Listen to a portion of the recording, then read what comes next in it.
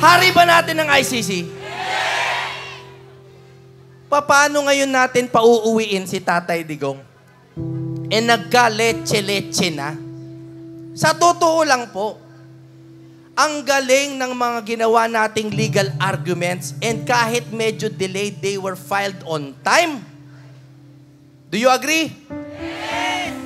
Pero, hindi tayo dinidinig ng kasalukuyan nating pamahalaan. Ano gagawin natin? Ano gagawin natin? Alam nyo kung ano una kong gustong gawin? Yung una lang muna, yung hindi ko ikakukulong. Alam nyo ang gusto kong gawin? Gusto ko mag-sorry kay Digong.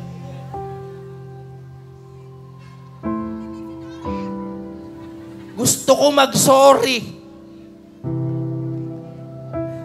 Kasi hindi natin siya pinagtanggol kung paano niya tayo pinagtanggol.